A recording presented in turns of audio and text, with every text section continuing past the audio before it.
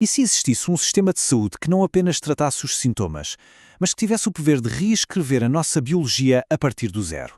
Bom, é exatamente isso que vamos explorar hoje. Uma proposta teórica, assim, bem visionária, chamada Sistema de Saúde Quântico Orbital, ou QHS. A ideia aqui é, bem, redefinir a medicina, agindo diretamente nos átomos do nosso corpo. Olha, essa citação, que vem direto do documento original, já dá o tom da coisa, né? A ambição é gigante. A proposta não é só curar, é a gente se tornar arquiteto da nossa própria biologia. Pensa nisso. A medicina deixaria de só reagir a um problema para passar a ser tipo uma engenharia biológica, que age antes. Ok, mas como é que um sistema tão revolucionário assim funcionaria na prática? Para a gente entender isso, vamos começar do começo, da premissa central, a ideia que no fundo sustenta tudo isso. Então, a tese fundamental é, ao mesmo tempo, simples e, uau, revolucionária. A proposta é que a vida, na sua essência, é como se fosse informação quântica, super organizada. E, seguindo essa lógica, uma doença, não importa qual, um vírus, uma condição genética, seria na verdade só uma falha, uma desordem nessa organização. E a parte mais incrível? Se é só uma desordem, então, em teoria, dá para corrigir com um computador. Pois é, uma ideia desse tamanho precisa de uma infraestrutura igualmente gigante. E aí vem a próxima pergunta: como seria a arquitetura de um sistema desses? E, o que é mais curioso, por que diabos ele teria que ser construído no espaço, em órbita? Essa é a primeira pergunta que vem à cabeça, né? Bom, processar os trilhões e trilhões de átomos de um corpo humano em tempo real exige um poder de computação que a gente mal consegue imaginar.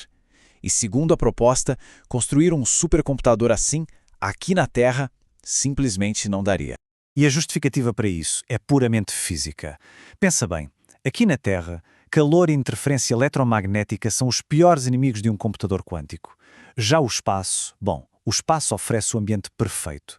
O vácuo, a quase zero absoluto, funciona como um sistema de refrigeração natural e perfeito. É o isolamento total. Na prática, é a sala limpa definitiva.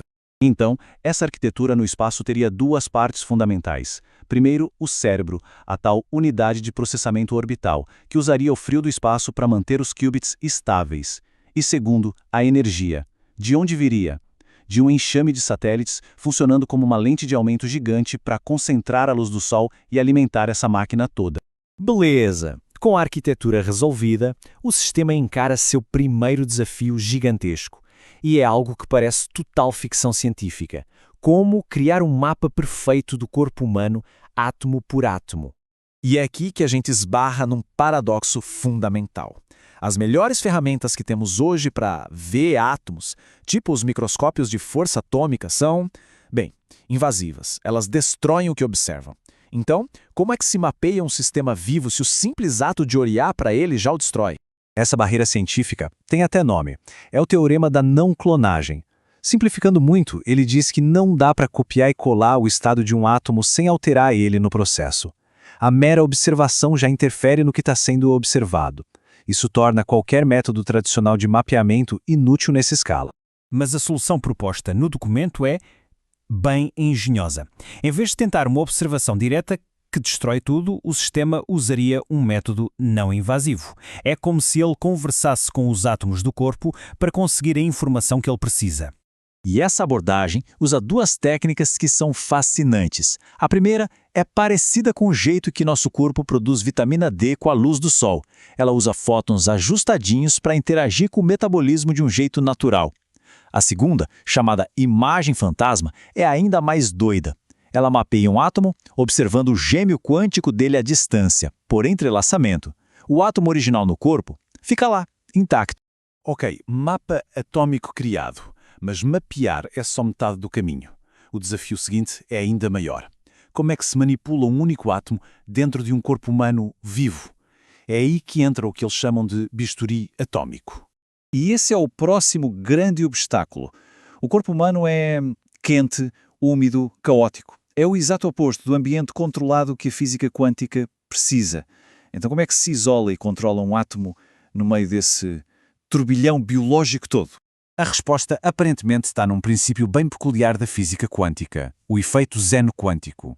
A ideia é que se a gente observar um sistema quântico muitas e muitas vezes bem rápido, a gente consegue impedir que ele mude de estado. É tipo a versão quântica daquele ditado "panela que se vigia não ferve".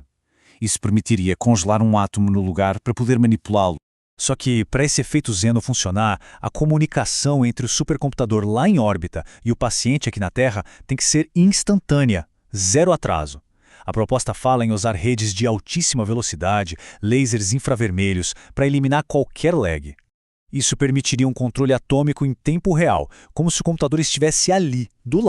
Certo. Então, com a capacidade de mapear e de manipular os tijolinhos fundamentais da vida, o que se torna possível? Vamos ver agora as aplicações que poderiam literalmente transformar tudo. As aplicações são de explodir a cabeça. A gente está falando da capacidade de reconstruir um nervo danificado, átomo por átomo, de corrigir falhas genéticas direto na fita de DNA e talvez o mais impressionante de todo, reverter o envelhecimento no nível celular. O ponto central é esse. Um sistema assim mudaria completamente nossa relação com a biologia. A gente deixaria de ser só um participante passivo para se tornar um designer ativo. Doença, envelhecimento deixariam de ser coisas inevitáveis para virarem, basicamente, problemas de engenharia. E problemas que podem ser resolvidos. E isso nos leva a uma última pergunta, que vai muito além da medicina. Se o código da vida se torna algo programável, se a biologia vira tecnologia, qual é a próxima fronteira para a humanidade? É uma mudança de paradigma que, no fim das contas, redefine o que significa ser humano.